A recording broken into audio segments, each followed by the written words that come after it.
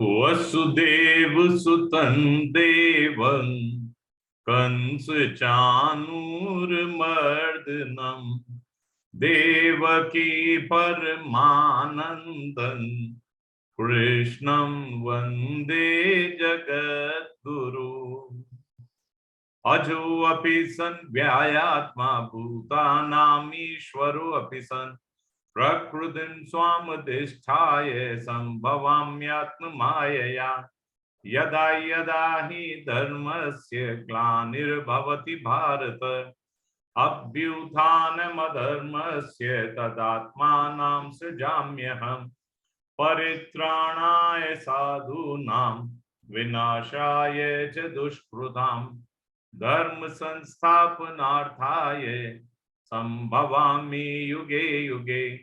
जन्म कर्म च मे दिव्य मेवं यो वेत्ति तत्त्वतः त्यक्त्वा देहं पुनर्जन्म नैति मामेति सोऽर्जुन।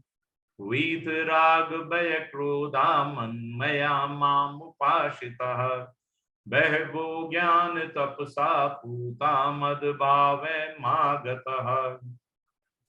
वसुदेव सुतं देवं कंस चाणूरमर्दनं देवकी परमानंदं कृष्णं वंदे जगद्गुरु। श्री कृष्णं वंदे जगद्गुरु। नहीं है मेरा यह संसार, ना है यह मेरे लिए, सभी हैं कृष्ण के, तभी तो प्यारे हैं वे सदा। मेरे तो है कृष्ण केवल, दूसरा न कोई, जैसा भी हूं उन्हीं का हूं, शरण में हूं उनकी सदा। सुख दुख नहीं है जग में, सिर्फ है परिस्थितियां, है सभी प्रसाद प्रभु की, लौ लगे कृष्ण से सदा। हरे कृष्ण हरे कृष्ण। आप सभी वैष्णव वृंदों के चरणों में मेरा दंडवत नमन स्वीकार करें। आइए हम लोग कल का जो कर्म रहस्य वाला पोर्शन जहां छोड़ा था हमने, अब उससे आगे हम लोग बढ़ते हैं। कल हमने पृष्ठ संख्या 1125, सही है ना? और यहाँ सेकंड पैराग्राफ पे थे हम, तो मैं फर्स्ट पैराग्राफ से कंटिन्यूटी प्रारंभ कर रहा हूं। स्वामी जी ने समझाया था कि अच्छा ये भी हमें ध्यान है कि हम प्रारब्ध कर्म ही इस समय आगे बढ़ा रहे हैं ना। क्रियमान कर्म हम कर चुके हैं, संचित कर्म हम कर चुके हैं, और संचित कर्म में जो फल अंश है उसमें हमने देखा था प्रारब्ध कर्म। प्रारब्ध मतलब प्रारब्ध कर्म नहीं, प्रारब्ध। तो प्रारब्ध कर्म से मिलने वाले फल के दो भेद बताए, प्राप्त फल और अप्राप्त फल। अभी प्राणियों के सामने जो अनुकूल या प्रतिकूल परिस्थिति आ रही है वह प्राप्त फल है, चाहे फेवरेबल आए चाहे अनफेवरेबल। और इसी जन्म में जो अनुकूल या प्रतिकूल परिस्थिति भविष्य में आने वाली है वह अप्राप्त फल है। ये दो बातें हमें पता लगी। ये कॉल है, बड़ा जरूरी रहेगा, 1 मिनट का ना। हरे कृष्णा प्रभु जी, आपकी अगर अनुमति हो तो मैं क्लास के बाद कर लूं आपको सर, है ना? मैं करीब 6:15 बजे तक फ्री होता हूँ, फिर आपको कॉल करता हूँ। हरे कृष्णा प्रभु, हरे कृष्ण।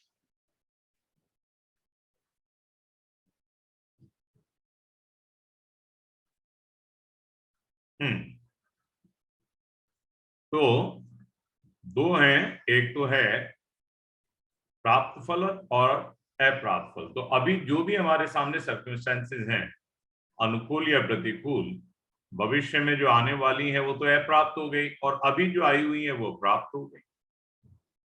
आगे स्वामी जी ने समझाया है कि क्रियमान कर्मों का जो फल अंश संचित में जमा रहता है वही प्रारब्ध बनकर अनुकूल, प्रतिकूल और मिश्रित परिस्थिति के रूप में मनुष्य के सामने आता है।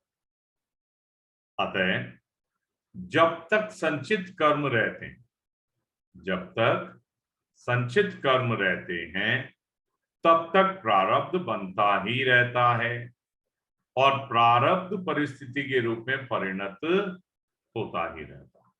बात को समझे। हमारे बैंक में जब तक पैसा पड़ा है तो हमारा मन भी वहां खिंचेगा और या डेबिट या क्रेडिट होता रहेगा। खर्च करेंगे तो डेबिट, और नहीं भी करेंगे तो जो जमा है उसमें इंटरेस्ट मिलता है तो इंटरेस्ट क्रेडिट होता रहता है। केवल समझाने की बात के लिए मैंने कहा। लेकिन संचित कर्म में ऐसा नहीं होता। आपके अगर 10 कर्म वहां पर अभी पड़े हुए हैं जिनका फल नहीं हुआ है तो वो बढ़कर 11-12 अपने आप नहीं होंगे।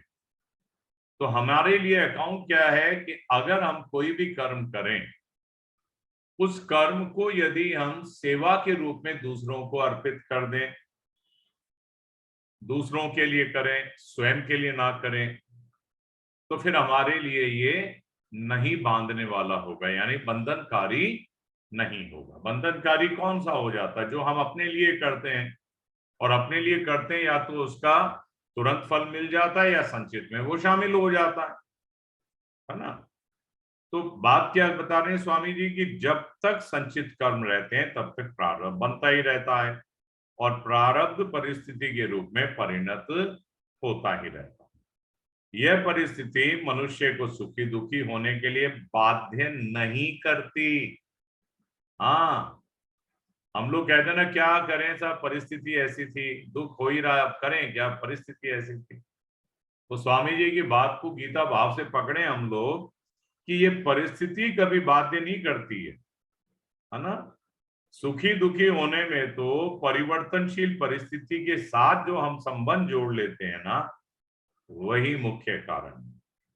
स्वामी जी कहते हैं परिस्थिति के साथ संबंध जोड़ने अथवा ना जोड़ने में यह मनुष्य सर्वथा स्वाधीन है, पराधीन नहीं है। कैसे? जो परिवर्तनशील परिस्थिति के साथ अपना संबंध मान लेता है वह अविवेकी पुरुष तो सुखी दुखी होता ही रहता है, परंतु जो परिस्थिति के साथ संबंध नहीं मानता वह विवेकी पुरुष कभी सुखी दुखी नहीं होता। अतः उसकी स्थिति स्वतः साम्य अवस्था में होती है और यह साम्य अवस्था ही उसका स्वरूप भी होता है। एक बात को पकड़े हम सब, कौन सी बात कह रहा हूं मैं, कि आप जरा नोटिस करके देखें, कई बार हम लोग ये कहते हैं ना, जैसे अपनी प्रार्थना में भी है, सुख दुख नहीं है जग में सिर्फ है परिस्थिति। अब ये दोनों को यदि हम केवल और केवल भगवान का प्रसाद ही माने, ये नहीं कि हमारे कर्मों का फल है, क्योंकि जब इसको हम लिंक कर देते हैं अपने कर्मों के फल से तो उससे हमारा संबंध बनता है, संबंध मिलता है तो अनुकूल से हम सुखी और प्रतिकूल से हम दुखी होते हैं। तो मूल बात क्या है? मूल बात केवल एक ही है, हम अपना संबंध नहीं बनाएं। परिस्थितियां तो आती जाती रहेंगी और परिस्थितियां, कोई ये सोचे कि घर पे बैठे हुए तो अच्छी आएंगी और बाहर जाते हैं तो गड़बड़ हो जाती हैं, या हिल स्टेशन पे जाएंगे तो परिस्थितियां अच्छी होंगी और कहीं डेजर्ट में जाएंगे तो बुरी होती हैं, ऐसा कभी नहीं है, कुछ नहीं है ऐसा। ये तो हमारे अंदर जो बंधने वाला स्वभाव है कि हम जो प्रयास करते हैं कि ऐसा हो जाए तो अच्छा है, नहीं हो तो बुरा होगा भाई, दुख होगा, बस यही हम मात खा जाते हैं।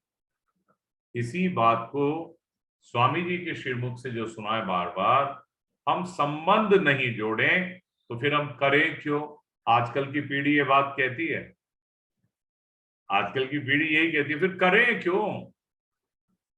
तो इसका एक सीधा सा जवाब होना चाहिए, क्योंकि भगवान ने हमें बनाया ही इसीलिए है कि हम इस जीवन में आके अपने कर्तव्य कर्म करें दूसरों की सेवा करें, जिनका ऋण हमारे ऊपर चढ़ा हुआ है उसका ऋण चुका दें, और नया ऋण किसी से ले नहीं।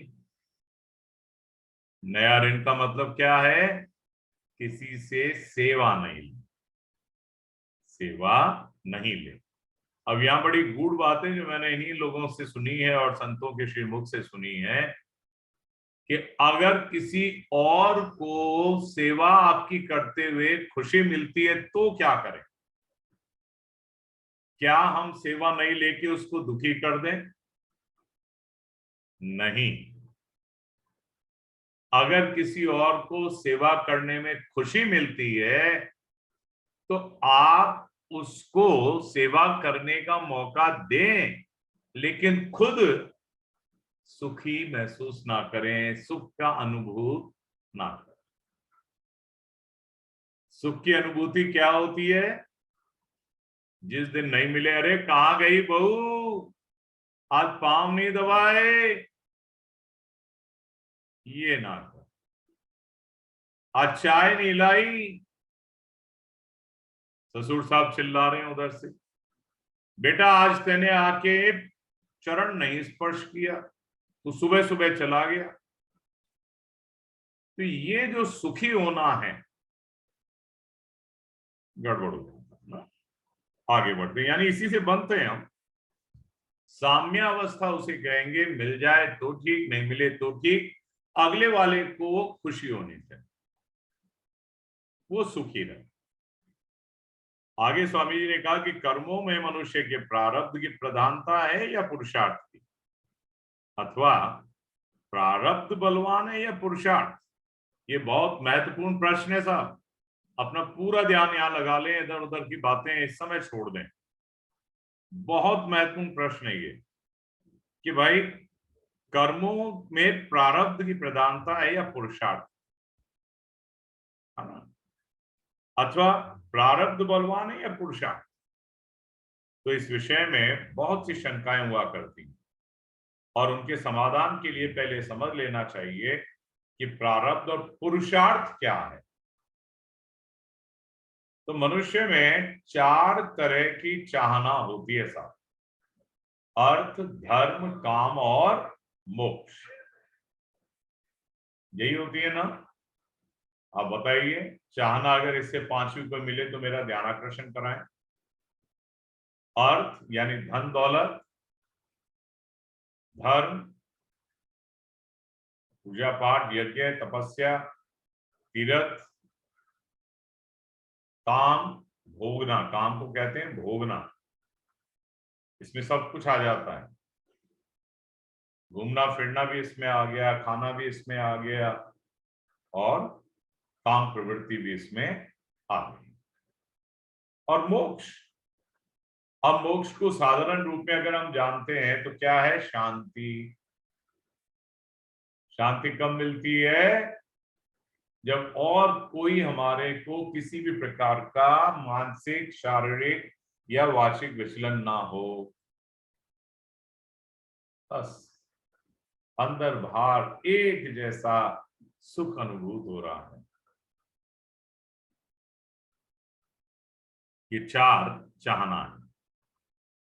अब इन 4 में कौन प्रारब्ध का फल है और कौन पुरुषार्थ का? पुराने साधक नहीं बोले, अगर नयों में से जिन्होंने कभी पहले नहीं पढ़ा, कृपया बताएं अपने अपने भाव के अनुसार। पढ़ लिया है तो रहने दें अभी, है ना? हरे कृष्ण सर। हाँ जी। अर्थ और धर्म तो सब। आप एक अपना मोबाइल बंद करें जिससे कि इको ना हो, बोले। अर्थ तो प्रारब्ध में होगा तो वो मिलेगा ही मिलेगा, और धर्म तो हमको खुद को अपने करना पड़ेगा सर।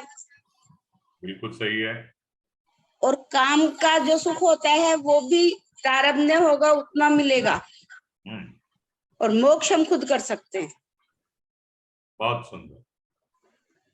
तो इन अदर वर्ड्स ये रहा, अर्थ और काम, ये दोनों तो हैं प्रारब्ध का विषय, अर्थ और काम। या तो प्रमुखता किसकी है? प्रारब्ध की। अब ध्यान से सुनना बात को, प्रारब्ध की प्रमुखता है, इसका मतलब ये नहीं कि पुरुषार्थ नहीं करें। पुरुषार्थ की गौणता है। कोई व्यक्ति अगर खाली प्रारब्ध को लेके बैठे, अरे यार कौन एफर्ट्स करे, मिलना हो मिल जाएगा, तो नहीं होता।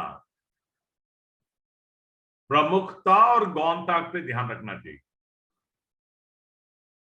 तो अर्थ और काम यानी भोग, इसमें प्रमुखता है प्रारब्ध, गौणता है पुरुषार्थ। धर्म और मोक्ष,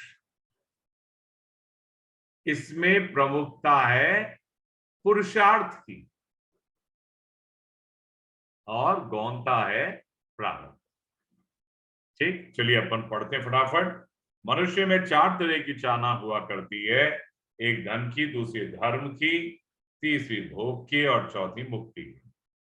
प्रचलित भाषा में इन्हीं चारों को अर्थ, धर्म, काम और मोक्ष के नाम से कहा जाता है। पहला अर्थ, धन को अर्थ कहते हैं। वह धन 2 तरह का होता है, स्थावर और जंगम। सोना, चांदी, रुपये, जमीन, जायदाद, मकान आदि स्थावर है, और गाय, भैंस, घोड़ा, ऊंट, भेड़, बकरी आदि जंगम।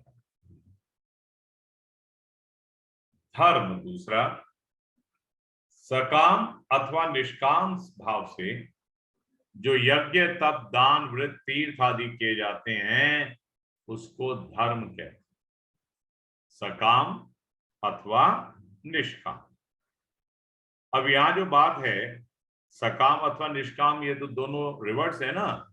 तो सकाम अगर करेंगे तो ये आपके संचित में भी शामिल हो सकता है, फल अभी भी मिल सकता है, और संचित में हुआ तो प्रारब्ध बन के बाद में आएगा। और निष्काम करेंगे तो संबंध ही नहीं रहा, तो ये धर्म भी हो गया और साथ ही साथ मोक्ष का द्वार भी खोल दिया। काम, सांसारिक सुख भोग को काम कहते हैं। वह सुख भोग 8 तरह का होता है। ये इंद्रियों से संबंधित है, देख लीजिए, शब्द, स्पर्श, रूप, रस, गंध, और शरीर से संबंधित 3, मान, बढ़ाई और आराम। मान, बढ़ाई और आराम शरीर की होती है, और शब्द, स्पर्श, रूप, रस, गंध ये ज्ञानेंद्रिय। शब्द 2 तरह का होता है, वर्णात्मक और ध्वन्यात्मक। व्याकरण, कोश, साहित्य, उपन्यास, गल्प, कहानी आदि वर्णात्मक शब्द हैं। आइए इसके बारे में और विस्तार से जानते हैं। वर्णात्मक शब्द में भी 10 रस होते हैं, आप जानते हैं। ये देखिए, श्रृंगार, हास्य, करुण, रौद्र, वीर, भयानक, विभत्स, अद्भुत, शांत और वात्सल्य। ये 10 ही रस चित्त द्रवित होने से होते हैं। इन 10 रसों का उपयोग भगवान के लिए किया जाए तो वे सभी रस कल्याण करने वाले हो जाते हैं, और इनसे सुख भोगा जाए तो ये सभी रस पतन करने वाले।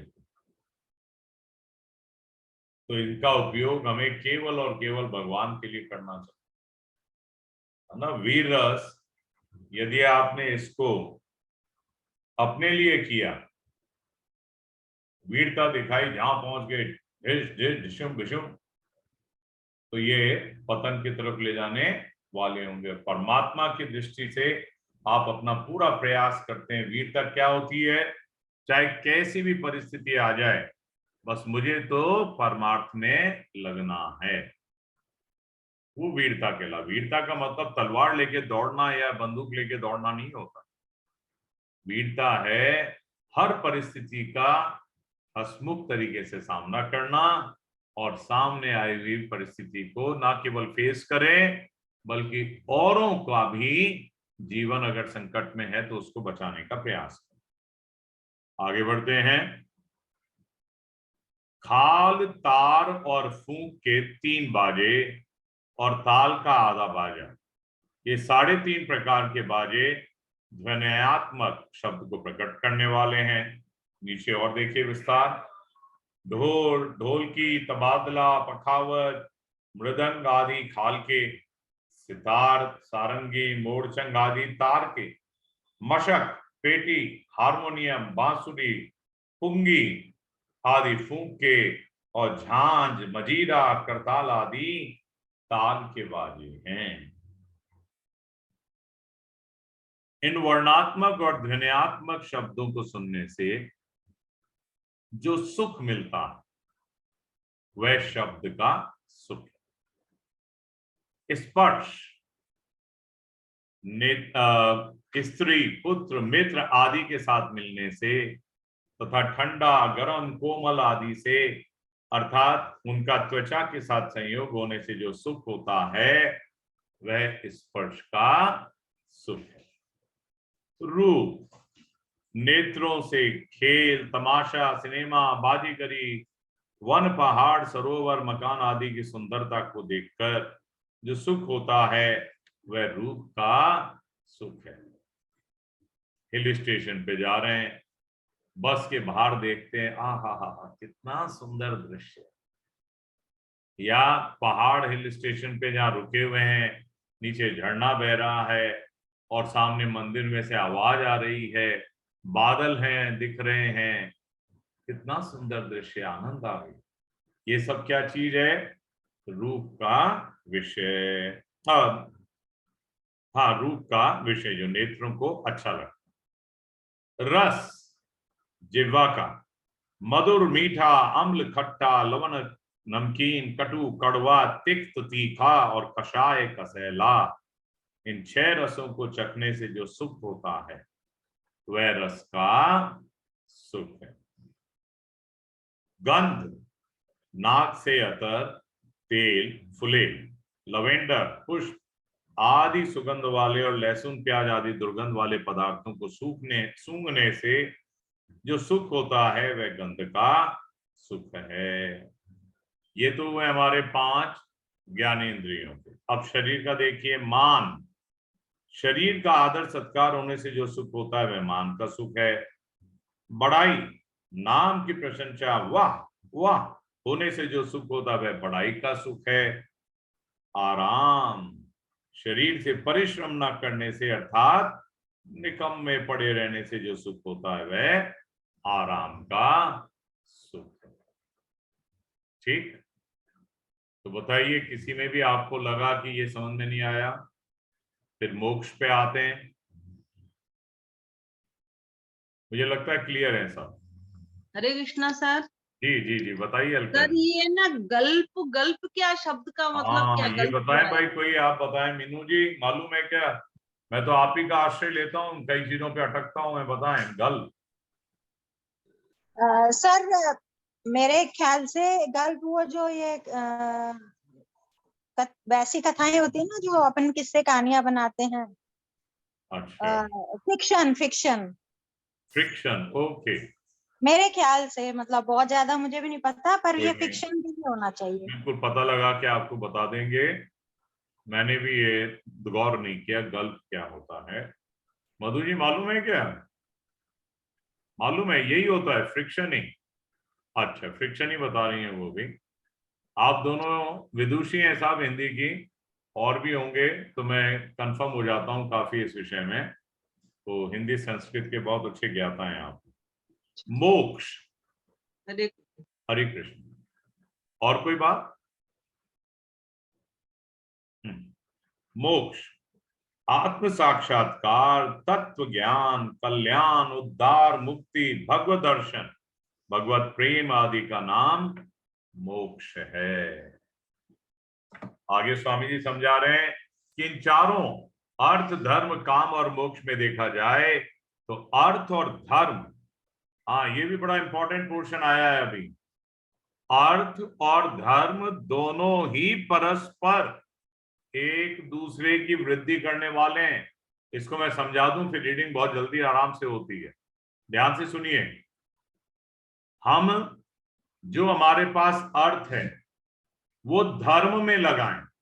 धर्म का मतलब पहले बताया जा चुका है, तीर्थ, पुस्तकों का वितरण, सत्कीर्तन, भजन, यज्ञ, पुण्य, ये धर्म है। इनमें लगाएंगे तो अर्थ की वृद्धि होती है, अर्थ की वृद्धि होती है ना। तो अर्थ को धर्म में लगाएं और धर्म जो है उसकी वृद्धि करता है।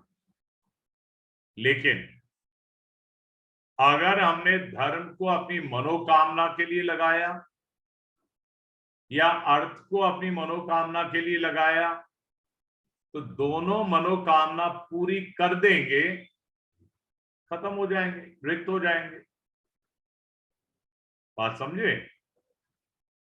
आपके पास जितनी राशि है आपने भोग में लगा दी, मनोकामना का मतलब भोग कह रहा हूं, तो खत्म हो गई, मनोकामना पूरी हो गई, खत्म हो गई।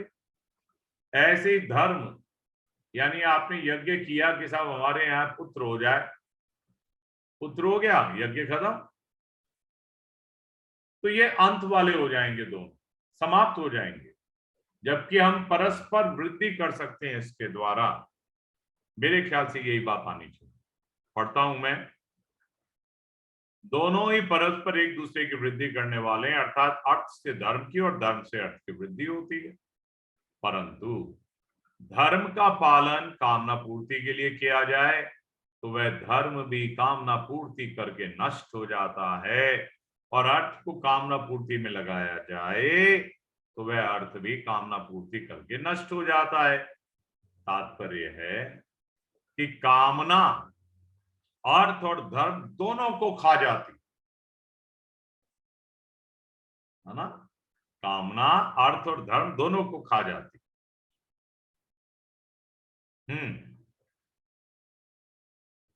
तात्पर्य है,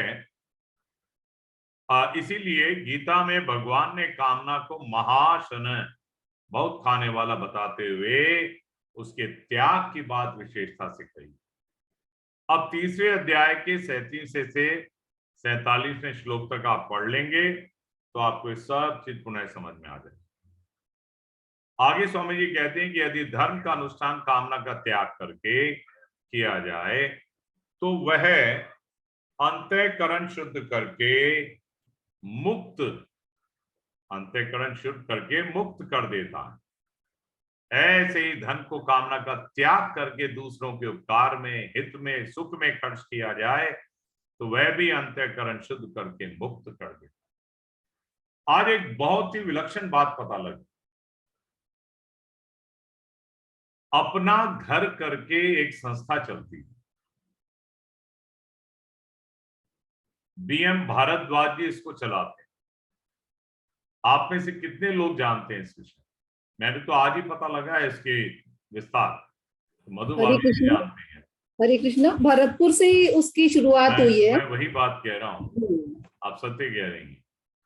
मुझे आज ही पता लगा है, विस्तार भी मैंने जानने की कोशिश की है कि ये भरतपुर में इसका हेड ऑफिस मान लीजिए, और डॉक्टर बीएम अग्रवाल हैं। अब बीएम डॉक्टर भारद्वाज जी, बीएम भारद्वाज, हाँ बीएम भारद्वाज, बीएम भारद्वाज, माफी चाहता हूँ, बिल्कुल बीएम भारद्वाज जी हैं। आप देखिए विलक्षणता, 1 रुपया सरकार से नहीं लेते, 1 रुपया, मान सम्मान लेते नहीं है। कोई अगर रिवार्ड दे तो भी मना कर देते कि हमें नहीं लेना। गीता भाव बता रहा हूं कितना प्यारा है। और वहां वर्तमान में 3200 पेशेंट, 3200 पेशेंट हैं। कैसे? इनमें बहुत ऐसे हैं जिनको लोग हाथ लगाना भी पसंद नहीं करते, ऐसे पेशेंट हैं, और उनकी बकायदा बहुत अच्छी सेवा वो करते हैं। मैंने आज ही सुना है, बड़ा प्रभावित हुआ हूं। और वही वाली बात है कि हम लोग उसमें कितना कैसे योगदान करें। योगदान कई तरह से होता है। इनके साथ एक सज्जन जुड़े हैं जिनके छोटे ब्रदर मेरे साथ बैठे थे आज। उन्होंने कहा कि भैया ने वीआरएस लिया कोविड से पहले, उनको मालूम भी नहीं था कि कोविड आएगा। और आप देखिए साहब, क्या विलक्षण भाव लेकर वो कार्य कर रहे हैं। यहां तक कि कोविड के टाइम पे उन्होंने अपने बहुत बड़े बड़े अस्पताल हैं उनके, आज 52 सेंटर चल रहे हैं। सुना है मैंने, देखा अभी तक नहीं, आज ही जाना है कि जयपुर में भी 3 सेंटर चल रहे हैं, दौसा में चल रहा है, और फिर और भी होंगे, तो 52 सेंटर है। क्या भाव, मूल भाव क्या है? और वहां जितने भी लोग जाते हैं उन सबको प्रभु से ही संबोधित किया जाता है, प्रभु प्रभु। ये मूल भाव है भगवत गीता वाला, कि सब परमात्मा के अंश। और इस जन्म में अगर हमें ऐसी सेवा करने का मौका मिल रहा है तो अद्भुत बात, अद्भुत बात। इसके बारे में 30-35 साल से चल रहा है सर ये। जी प्रभु जी। 30-35 साल से चल रहा है ये सेंटर। अच्छा प्रभु जी, जी जी बिल्कुल। देखिए 30-35 साल हो गए वहां, लेकिन अब वहां पर ये हाल बताया है कि प्रतिदिन का खर्चा 5 से 6 लाख रुपए आता, और 1 रुपया कहीं से एकत्र करने की जरूरत नहीं होती। सारे वही साधक जो जुड़े हुए हैं वो बस आवश्यकता महसूस करके तुरंत वहां पहुंच जाते। ऐसा सुना मैंने कि जब ऑक्सीजन की शॉर्टेज आई तो डॉक्टर साहब ने ये बात सोची, कहा होगा कि भाई अपन कैसे ऑक्सीजन का इंतजाम करें। तो उनका ये सोचना हुआ, और 52 वो मीट क्या होते हैं साहब ऑक्सीजन बनाने वाले, नाम भूल गया उनका। पुष्पा जी आपको भी याद नहीं आया? हाँ जी अनुराज, मैं नाम भूल गया साहब। वो मशीन आती है ना 30-35-40 हजार की, कंसंट्रेटर। Concentrator, concentrator. तो 52 कंसंट्रेटर एक दिन में वहां पहुंचा दिए, एक दिन में। ये है लोगों के भाव। लेकिन शुद्धता से काम करने वाले लोग छिपे रहते, वो कभी पब्लिसिटी नहीं करते, टीवी पे आके ये नहीं कहते हम ये कर रहे हैं, हम ये कर रहे हैं, हम ये कर रहे हैं। क्या बताऊं आपको मैं, एक और मुझे आचार्य श्री के भावों का पता लगा है। मैं तो नमन करता हूं, दूर दूर तक कहीं पे भी मैं नहीं हूं उनके सामने। गौशाला का संचालन, करीब करीब 700-800 गौशालाएं। ओहो, और आप कहेंगे सर फिर तो खूब दूध माखन खा के मोटे ताजे हो रहे होंगे। नहीं, अधिकांश गायें दूध ही नहीं देती, उनकी सेवा में लगी। निष्काम भाव शायद इसी को कहते। हरे कृष्ण। संदर्भित बात आ गई इसलिए मुझे आज अपने आप को रोक नहीं पाया। आगे बढ़ते हैं। यदि धर्म का अनुष्ठान कामना का त्याग करके किया जाए तो वह अंतःकरण शुद्ध करके मुक्त कर देता है। ऐसे ही धन को कामना का त्याग करके दूसरों के उपकार में, हित में, सुख में खर्च किया जाए तो वह भी अंतःकरण शुद्ध करके मुक्त कर देता है। अर्थ, धर्म, काम और मोक्ष, इन चारों में अर्थ यानी धन और काम यानी भोग की प्राप्ति में प्रारब्ध की मुख्यता है और पुरुषार्थ की गौणता है, तथा धर्म और मोक्ष में पुरुषार्थ की मुख्यता और प्रारब्ध की गौणता है। प्रारब्ध और पुरुषार्थ दोनों का क्षेत्र अलग अलग है और दोनों ही अपने अपने क्षेत्र में प्रधान है। इसलिए क्या कहा है संतोष त्रिषु कर्तव्य स्वदारे भोजने घने, त्रिषु चैव न कर्तव्य स्वाध्याये जपे दान यो। अर्थात देखिए बहुत सुंदर बात आ रही है। अपनी स्त्री, पुत्र, परिवार, भोजन और धन में तो संतोष करना चाहिए, और स्वाध्याय, पाठ, पूजा, नाम, जप, कीर्तन और दान करने में कभी संतोष नहीं करना चाहिए, कभी। तात्पर्य यह हुआ कि प्रारब्ध के फल, धन और भोग में तो संतोष करना चाहिए, क्योंकि वे प्रारब्ध के अनुसार जितने मिलने वाले उतने ही मिलेंगे, उससे अधिक नहीं। परंतु धर्म का अनुष्ठान और अपना कल्याण करने में कभी संतोष ना कर। क्यों?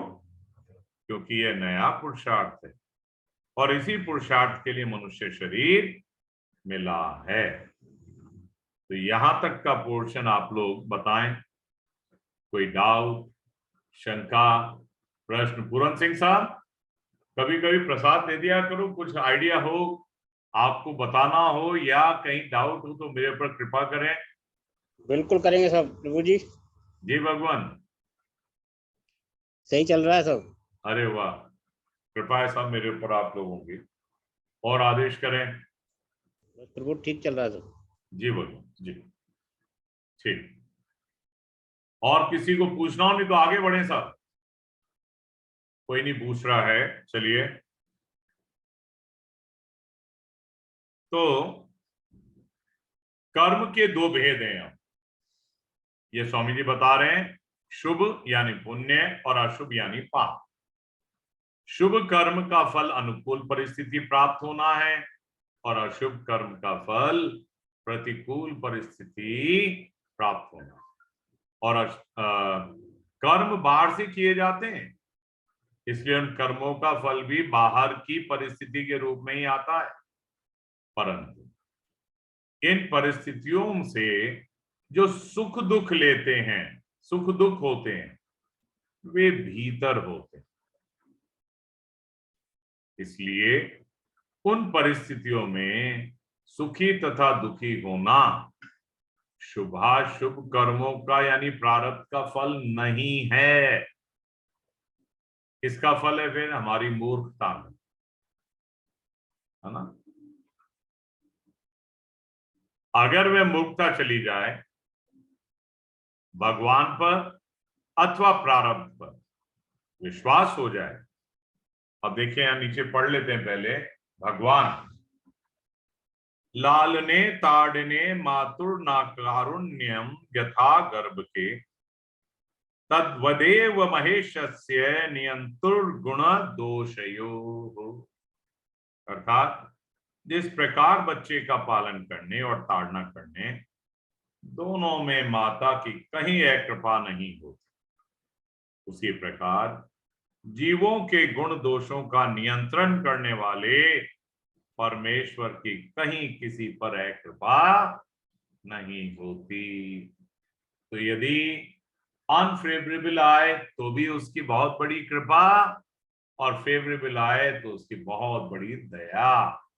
दोनों में ही हमें तो कृपा प्रसाद मिलता है। फिर यहाँ जो प्रारब्ध है, यद भावी तद भवेत्येव यद भाव्यम न तद भवेत इति निश्चित बुद्धीना न चिंता बाधते क्वचित। अर्थात नारद पुराण में आया है, जो होने वाला है वह होकर ही रहता, और जो नहीं होने वाला है वह कभी नहीं होता। ऐसा निश्चय जिनकी बुद्धि में होता है उन्हें चिंता कभी नहीं सताती। आपने तो देखा है, सुना है, जाना है, दूल्हे मियां शादी करने के लिए बारात लेके गए, घोड़ी पे चढ़ गए, वहां जाके पहुंच गए, तोरण भी लगा दिया, लेकिन प्रारब्ध में दुल्हन नहीं लिखी तो दुल्हन या तो भाग गई और या फिर उसने शादी करने से मना कर दी। बताइए आप, सारी तैयारी खुशी खुशियां एकदम क्या गमी में बदल गई। ऐसी परिस्थितियां आती जाती रहती हैं, तो हम उससे अपना संबंध जब जोड़ लेते हैं ना, तभी तो हम सुखी दुखी होते रहते हैं। हम संबंध ना जोड़ें, जिसको संबंध जोड़ने और ना जोड़ने में हम स्वतंत्र हैं, इसमें हमें कोई रोक थोड़ी रहा है, हम स्वतंत्र हैं पूर्ण। ठीक, तो अब वापस पुनः वहीं पहुंचते हैं जहां से हम नीचे आ गए थे। अगर वह मूर्खता चली जाए, भगवान पर अथवा प्रारब्ध पर विश्वास हो जाए, तो प्रतिकूल से प्रतिकूल परिस्थिति आने पर भी चित्त में प्रसन्नता होगी, हर्ष हो। कारण कि प्रतिकूल परिस्थिति में पाप करते हैं, आगे पाप ना करने में सावधानी आती है, और पापों के नष्ट होने से अंतःकरण की शुद्धि होती है। तो साधक को अनुकूल प्रतिकूल परिस्थिति का सदुपयोग करना चाहिए, दुरुपयोग नहीं। अनुकूल परिस्थिति आ जाए तो अनुकूल सामग्री को दूसरों के हित के लिए सेवा बुद्धि से खर्च करना अनुकूल परिस्थिति का सदुपयोग है, और उसका सुख बुद्धि से भोग करना दुरुपयोग है ना।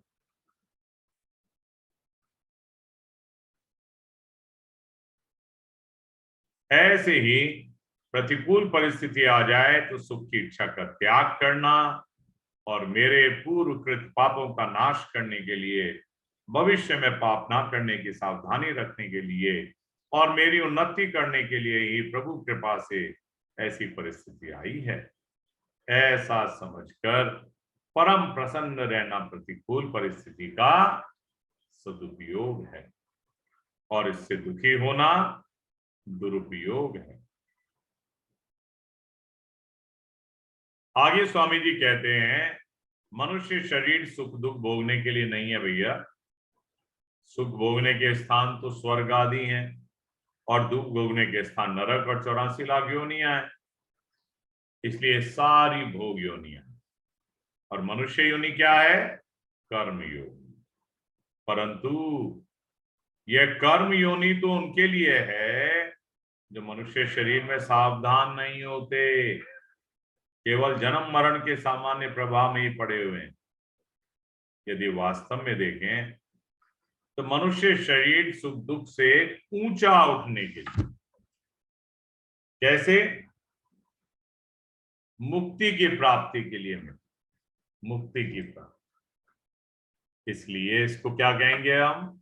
स्वामी जी के शब्दों में कर्म योनि ना कह के साधन योनि। निरंतर हमें साधन करना चाहिए।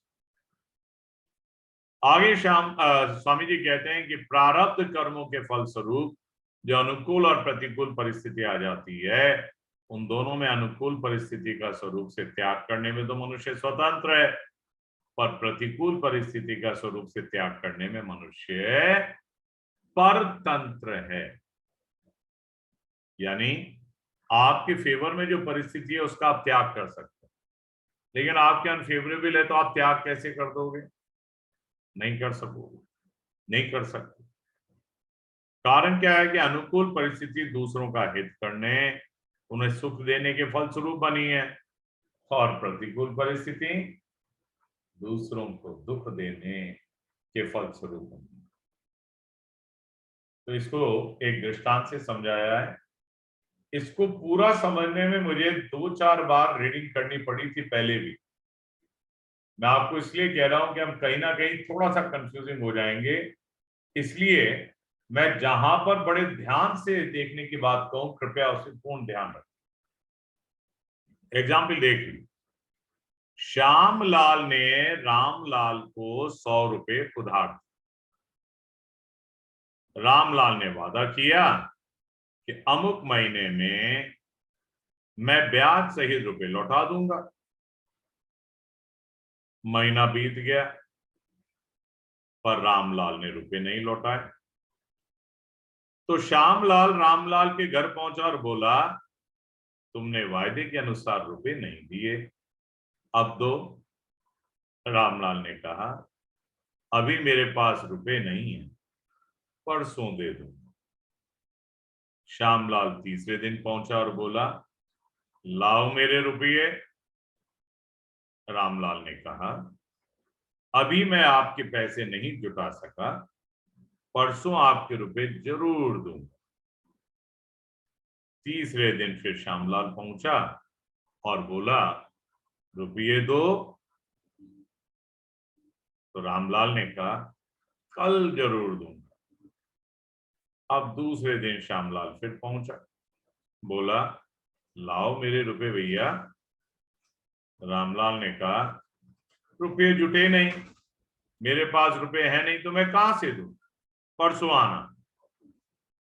रामलाल की बातें सुनकर श्यामलाल को गुस्सा आ गया, और परसों परसों करता है, रुपए देता नहीं।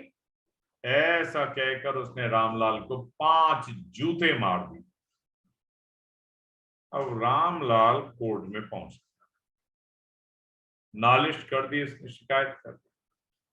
श्यामलाल को बुलाया गया और पूछा गया, तुमने इसके घर जाकर जूता मारा है? तो श्यामलाल ने कहा, हाँ साहब, मैंने जूता मारा।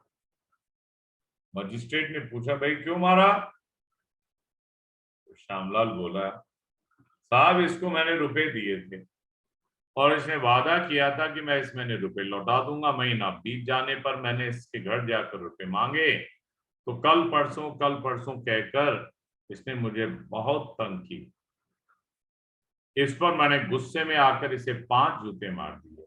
तो सरकार, मेरे से गलती हुई, 5 जूतों के 5 रुपए काट कर शेष रुपया ही मुझे दिला दीजिए।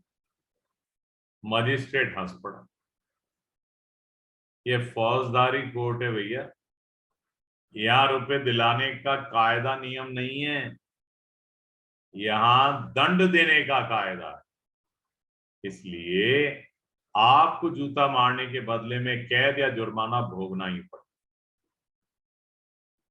आपको रुपए लेने हो तो दीवानी कोर्ट में जाकर नालिश करो, शिकायत करो, वहां रुपए दिलाने का कायदा है, क्योंकि वह विभाग अलग है। इस तरह अशुभ कर्मों का फल जो प्रतिकूल परिस्थिति है वह फौजदारी है, ध्यान दें। इसलिए उसका स्वरूप से त्याग नहीं कर सकते। अशुभ कर्म था तो ये फौजदारी बात है, प्रतिकूल आपको सजा होगी ही, त्याग नहीं कर सकते। और शुभ कर्मों का फल जो अनुकूल परिस्थिति है वह दीवानी है, इसलिए उसका स्वरूप से त्याग किया जा सकता है। चाहो तो जाके शिकायत करो और चाहो तो मत करो, है ना, क्योंकि अनुकूल है हमारे कि भाई पैसे मेरे हैं। तो क्या सिद्ध हुआ कि मनुष्य के शुभ अशुभ कर्मों का विभाजन अलग अलग, इसलिए शुभ कर्मों यानी पुण्यों और अशुभ कर्मों यानी पापों का अलग अलग संग्रह होता है। स्वाभाविक रूप से ये दोनों एक दूसरे से कटते नहीं, अर्थात पापों से पुण्य नहीं करते और पुण्यों से पाप नहीं करते। हाँ, अगर मनुष्य पाप काटने के उद्देश्य से प्रायश्चित रूप से शुभ कर्म करता, पाप काटने के उद्देश्य से प्रायश्चित करे और फिर शुभ कर्म करे, तो उसके पाप कट सकते हैं, है ना। ब्रह्म हत्या होने पर प्रायश्चित करने के लिए शुभ कर्म का विधान शास्त्रों में आता, जिससे कि ब्रह्म हत्या का जो पाप है वो कट जाए। इंद्र के साथ हुआ था, है ना, और उसको भुगतना पड़ा। स्वामी जी, आज टाइम कितना हो गया? हाँ, अभी समय है। स्वामी जी आगे कहते हैं कि संसार में एक आदमी पुण्यात्मा है, सदाचारी और दुख पा रहा है, तथा एक आदमी पापात्मा है, दुराचारी और सुख भोग रहा है। अब इस बात को लेकर अच्छे अच्छे पुरुषों के भीतर भी शंका हो जाया करती, इसमें ईश्वर का न्याय कहाँ है। इसके संदर्भ में महाभारत का एक दृष्टांत आ रहा है नीचे। बहुत सुंदर बात आई है यहाँ कि माता कुंती को जो डाउट हुआ तो युधिष्ठिर महाराज ने क्या उत्तर दिया, जानते हैं हम लोग। महाभारत वन पर्व में एक कथा आती। एक दिन कुंती माता नहीं, द्रौपदी की बात है। द्रौपदी ने युधिष्ठिर जी महाराज से कहा कि आप धर्म को छोड़कर एक कदम भी आगे नहीं रखते, पर आप वनवास में दुख पा रहे हैं। और दुर्योधन धर्म की किंचन मात्र भी परवाह न करके केवल स्वार्थ परायण हो रहा है, पर वह राज्य कर रहा है, आराम से रह रहा है, सुख भोग रहा है। ऐसी शंका करने पर युधिष्ठिर जी महाराज ने क्या कहा कि जो सुख पाने की इच्छा से धर्म का पालन करते हैं वे धर्म के तत्व को जानते ही नहीं। पकड़ी बात। धर्म कभी भी अपने सुख आराम के लिए नहीं है, नहीं तो वो धर्म का तत्व ही नहीं हमें पता है। ये बात युधिष्ठिर महाराज जी के कथन से स्पष्ट है। वे तो पशुओं के तरह सुख भोग के लिए लोलुप और दुख से भयभीत रहते हैं, फिर बेचारे धर्म के तत्व को कैसे जाने। इसलिए मनुष्य की मनुष्यता इसी में है कि वे अनुकूल और प्रतिकूल परिस्थिति की परवाह न करके शास्त्र के आज्ञा अनुसार केवल अपने धर्म कर्तव्य का पालन करते हैं।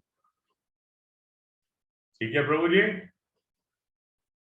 ये है वास्तविकता जिसको हम सबको अपने जीवन में उतारने की आवश्यकता है। पढ़कर ज्ञानी बनना एक अलग बात है, वो ज्ञान किसी भी काम का नहीं है जहां पर अपना आचरण ही हम नहीं बना पाए उसके आधार, और उनकी तो बात ही क्या है। और यदि अपना आचरण सुधर जाता है तो फिर और तो स्वतः ही आपके आचरण से प्रभावित होकर भले गति धीरे हो, लेकिन वो धीरे धीरे धीरे स्वयं में भी वही आचरण लेकर आते। मैं ये तो वादा नहीं करता कि जिसका संपर्क आज हुआ है, आज पुष्पा जी ने एक टी-शर्ट मेरे पास भेजी थी, ये मुझे नहीं मालूम कि भविष्य क्या है क्या नहीं है, और ना मैं उसकी परवाह करूंगा, लेकिन बड़ा हर्ष हुआ जब उन्होंने कहा साहब हम भी हरे कृष्ण मिशन से जुड़े हुए हैं, यानी भगवान से जुड़े हुए हैं, परिवार भगवान से जुड़ा हुआ है। और जहां पर भगवान की बात होती है तो वहां पर बाकी चीजें हमेशा गौण मान के चलें, ऐसा मेरा संतों को सुनकर मत है। आगे बढ़ते हैं। तो इसका समाधान यही है कि अभी पुण्यात्मा जो दुख पा रहा है यह पूर्व के किसी जन्म में किए हुए पाप का फल है, अभी किए हुए पुण्य का नहीं। ऐसे ही अभी पापात्मा जो सुख भोग रहा है यह भी पूर्व के किसी जन्म में किए हुए पुण्य का फल है, अभी किए हुए पाप का नहीं। तो बताइए, अब आपके कोई बात क्लियर नहीं हुई हो तो उस पर दृष्टि डालें। समय कितना हुआ है? लगभग हो गया, तो आप चर्चा कर लें, वो ज्यादा अच्छा है ना। या इसमें एक पॉइंट और आ रहा है, इसको इस पॉइंट को ले लेते हैं। हाँ, ये पॉइंट ले लेते हैं, 2-4-5 मिनट लगेंगे। अब उसमें एक तात्विक बात और है, क्या कि कर्मों के फल रूप में जो अनुकूल परिस्थिति आती है उससे सुखी होता है, और प्रतिकूल परिस्थिति आती है उससे दुखी होता है। ऐसी बात नहीं है, ऐसी बात नहीं है। जैसे अनुकूल परिस्थितियां आने पर मन में अभिमान होता है, छोटों से घृणा होती है, अपने से अधिक संपत्ति वाले को देखकर ईर्ष्या होती है, असहिष्णुता होती है, अंतःकरण में जलन होती है, मन में ऐसे दुर्भाव आते हैं कि उनकी संपत्ति कैसे नष्ट हो, तथा वक्त पर उनको नीचा दिखाने की चेष्टा भी होती है। तो इस तरह सुख सामग्री और धन संपत्ति पास में रहने पर भी सुखी हुआ क्या वो? इन बातों के होते हुए सुखी कहाँ है भाई?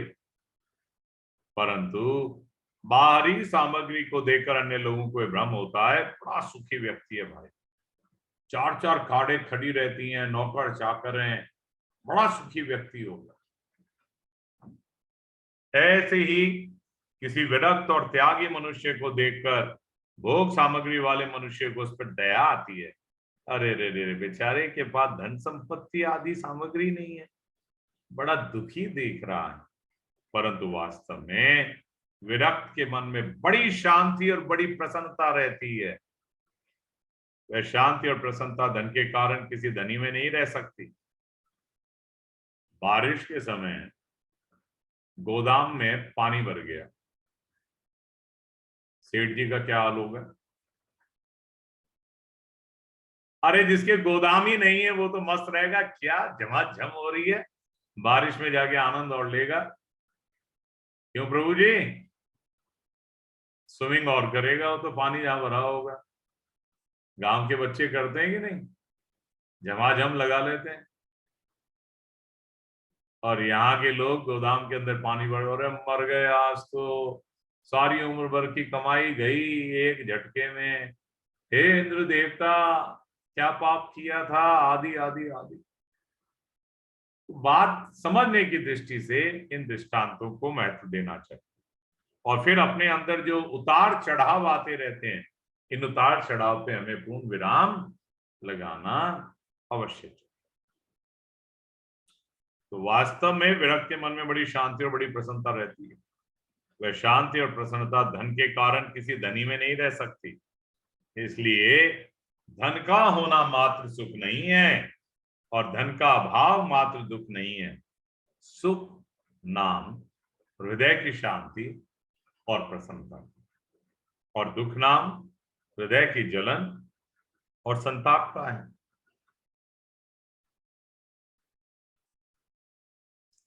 तो यहीं तक ले लेते हैं। आगे का प्रकरण, इससे संबंधित एग्जाम्पल भी आगे आएगा, तो फिलहाल यहीं पे विराम लें। अब आप लोग बताइए, कोई मन में विचार आ रहे हो, कोई बात सामने रखनी हो। हरे कृष्णा। हरे कृष्णा। हरे अपना घर के बारे में और बताना चाहती हूँ। बताइए ना। ये एक आवासीय संस्था है जी इसमें सामान्य मरीजों को भर्ती नहीं किया जाता। जी। जैसे सड़क पर कोई भिखारी है, कीड़े पड़ रहे हैं, उसके कोई संभाल नहीं रहा, मानसिक रोगी है, उनको वहां की कॉलोनी वाले कहीं के भी फोन करते हैं तो ये अपनी गाड़ी लेके जाते हैं और उसको लेके आते हैं। फिर अच्छे से उसको जो है धुलाई करते हैं, बाल दाढ़ी बढ़ रही होती है उसको शेव करते हैं, फिर उसका जो है उपचार करते हैं, इलाज करते हैं।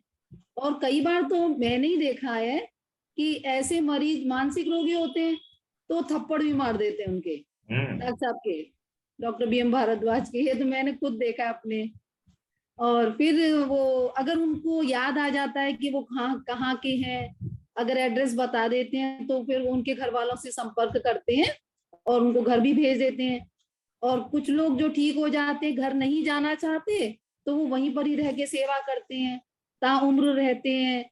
और अगर देह छूट जाती है उनकी तो खुद डॉक्टर BM भारद्वाज उसको कंधा देते हैं, क्रिमिनेट करते हैं। और इस तरह के मरीज वहां ज्यादा रहते, ज्यादा क्या ज्यादातर वैसे ही हैं। क्या बात। तो और देखिए, हरे कृष्णा, एक बात और बताना चाह रही थी। ये शुरुआत उनके मन में इस वजह से आई थी कि जब वो आयुर्वेद की पढ़ाई पढ़ रहे थे तो उन्होंने देखा कि एक पेड़ के नीचे एक भिखारी या मानसिक रोगी है, कीड़े पड़ रहे हैं, लेकिन कोई भी उसकी तरफ ध्यान नहीं दे रहा था। तो उसी दिन उनके मन में आई कि मैं अपना जीवन इनकी सेवा में ही अर्पित करूंगा। फिर उनके साथ में एक डॉक्टर माधुरी भारद्वाज पढ़ती थी, उनकी पत्नी है आज वो, और उन्होंने उनसे बोला कि जो भी उन्होंने शादी करने का निश्चय किया दोनों ने, और ये निश्चय किया कि हम अपनी संतान नहीं करेंगे। ये भी पता लगा था मुझे, बिल्कुल। तो उन्होंने एक बच्चे को अडॉप्ट किया है, जो कोई एक गर्भवती वहां पर आई थी, उसने उसको उसका बच्चा हुआ, उसको उन्होंने अडॉप्ट किया। ये बताना चाहता। और देखिए वहां पर जो बच्चे पढ़ना चाहते हैं, जी उनकी व्यवस्था, बहुत ऊंची ऊंची पोस्ट पे गए हुए हैं जी वहां के। बिल्कुल। और ये जैसा अग्रवाल साहब कह रहे थे ना, 30-35 साल से है, तो आप अंदाजा लगा सकते हैं कि अब वो जुड़े हुए हैं जी। और इसीलिए कहीं से भी भनक लगने की आवश्यकता है कि भारद्वाज साहब को इस चीज की जरूरत पड़ रही है, और वो बिना कहीं वहां पहुंचती है। बहुत बोरी के बोरी, चावल के चावल, दाल खूब आता है। वैसे दान करने वाले खूब दान देते। तो ऐसे लोग भी हैं, इन्हीं को तो कहेंगे हम वास्तविक कर्मयोगी। नमन है ऐसे लोगों को। इन लोगों के इस प्रकार के कार्य को देख के सुनकर बस द्रवित होता है मन कि भाई हम तो कहाँ हैं, क्या कर रहे हैं, और ये क्या, और हमारे अंदर ऐसी क्या चीज है जो हम नहीं कर सकते, क्या नहीं कर सकते। बस ये भगवान के कहे हुए अनुसार हमें लगने की आवश्यकता है। स्वामी जी महाराज ने यही तो कहा कि निरंतर अगर हम उस भाव में लग जाएं तो सबसे बड़ी सेवा, ये सबसे बड़ा तीर्थ स्थल कहलाएगा मेरी नजरों में जी। कि वहां साक्षात भगवान के दर्शन है। भगवान कौन? मैं किसी XYZ की बात नहीं कह रहा हूं। वहां जितने भी लोग एक सेवा भाव से दूसरों की सेवा में निष्काम भाव से लगे हुए हैं, क्या वो भगवान के रूप नहीं है? अवश्य अवश्य।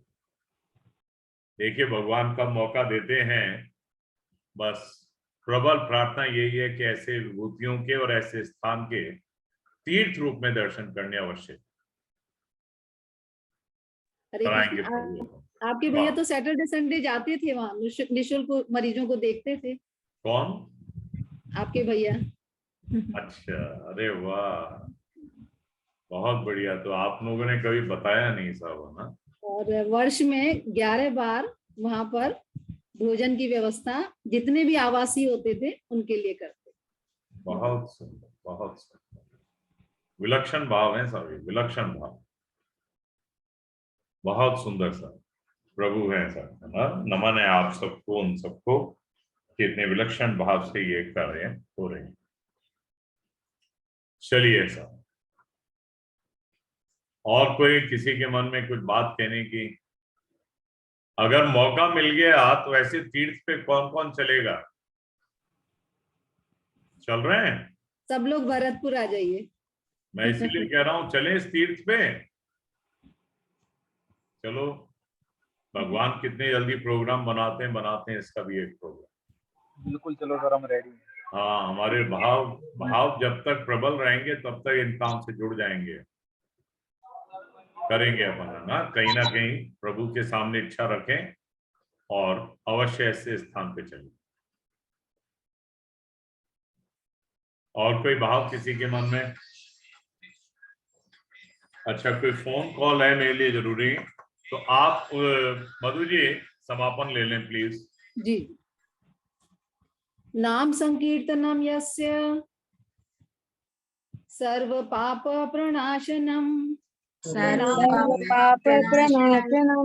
प्रणामो दुख शमनस्तम नमामि हरिम परम, प्रणामो दुःखं नस्तं नमामि हरि परम। बोलो राधा श्याम सुंदर की जय हो। बांके बिहारी लाल की जय हो। मदन मोहन जी महाराज की जय हो। राधा वल्लभ स्वामी की जय हो। मथुरा धाम वृंदावन धाम की जय हो। मायापुर नवद्वीप धाम की जय हो। जगन्नाथ सुभद्रा बलदेव की जय हो। गंगा मैया यमुना मैया की जय हो।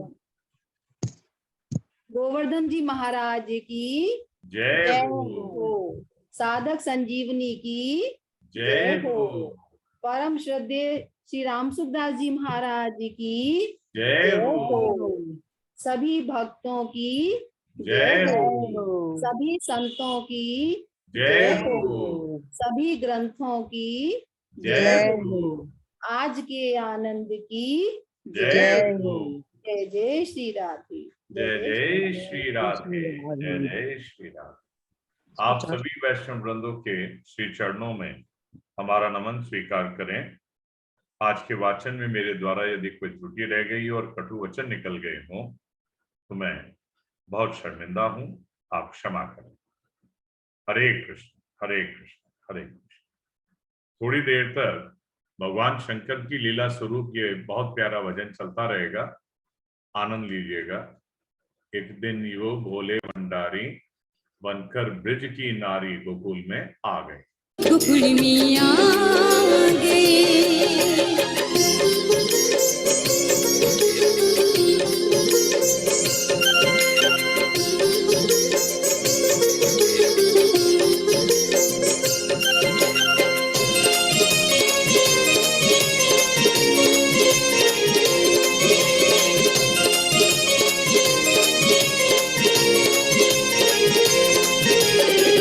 पार्वती से बोले स्वामी मैं भी चलूंगा तेरे साथ में। ओ पार्वती से बोले स्वामी, पार्वती से बोले स्वामी मैं भी चलूंगा तेरे साथ में। राधा संग श्याम नाचे मैं भी नचूंगा तेरे साथ में। रास रचेगा ब्रिज में भारी, रास रचेगा ब्रिज में भारी।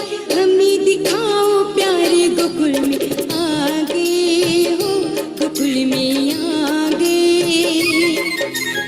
एक दिन वो बोले भंडारी बनकर ब्रिज की नारी गोकुल में आ गए हो, गोकुल में आ गए।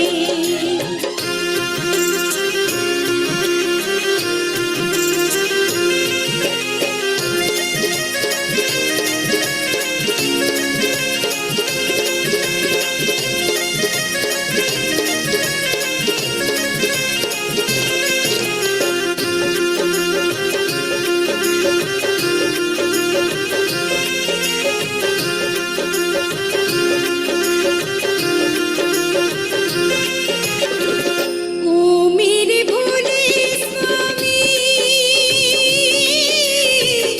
कैसे ले जाऊं अपने साथ में।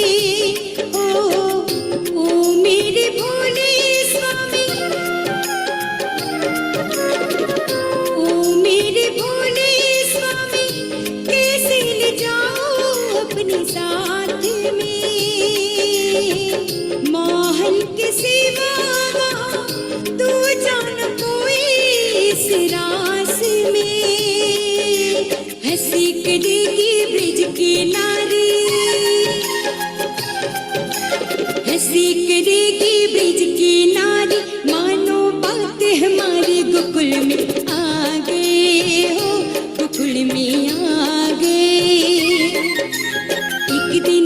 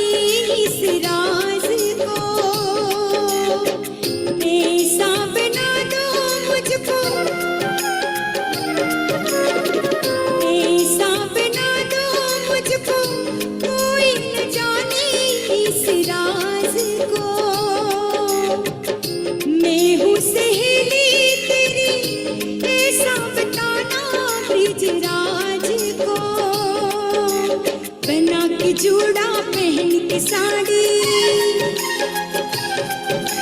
बना के चूड़ा पहन के साड़ी, चाल चली मत वाली गोकुल में आ गए हो, गोकुल में आ गए। एक दिन वो बोले भंडार बनकर ब्रिज किनारे, गोकुल में आ गए हो, गोकुल में आ गए।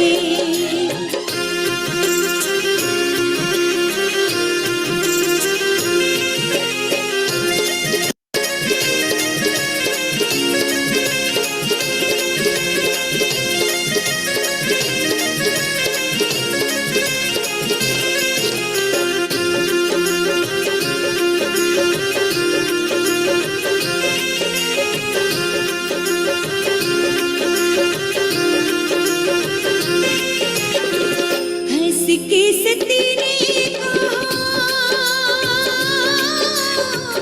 बलिहार जाओ इस रूप पे, हंस के सती ने कहा, हंस के सती ने कहा बलिहार जाओ इस रूप पे। एक दिन तुम्हारे लिए आई मुरारी इस रूप में, मोहिनी रूप बनाया मुरारी, मोहिनी रूप बनाया मुरारी। अब है तुम्हारी बारी, गोकुल में आ गए हो, गोकुल में आ गए। एक दिन वो बोले भंडार बनकर ब्रिज किनारे, गोकुल में आ गए हो, गोकुल में आ गए।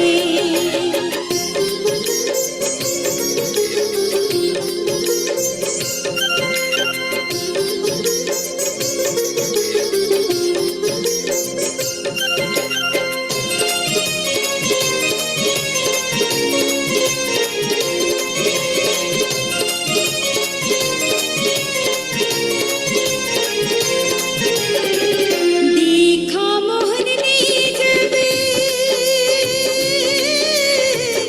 समझ गई वो सारी बातें रे, ओ देखा मोहन ने जब, देखा मोहन ने जब समझ गई वो सारी बातें रे। ऐसे बजाए बंसी सुध बुध भूले भोलेनाथ रे, सिरक गई जब सिर से चुनरी,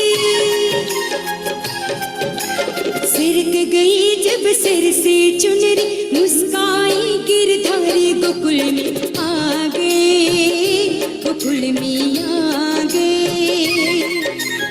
एक दिन वो बोले भंडार बनकर ब्रिज किनारे, गोकुल में आ गए हो, गोकुल में आ गए।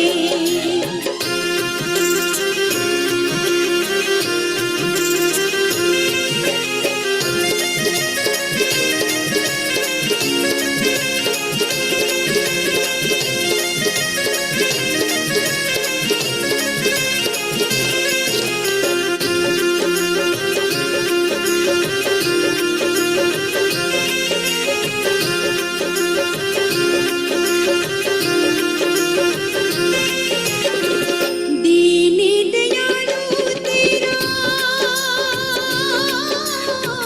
तब से गोपेश्वर हुआ नाम रे, दीनी दयालु तेरा, दीनी दयालु तेरा तब से गोपेश्वर हुआ नाम रे। ओ भोले बाबा तेरा वृंदावन में बना धाम रे, तारा चंद कहे त्रिपुरारी,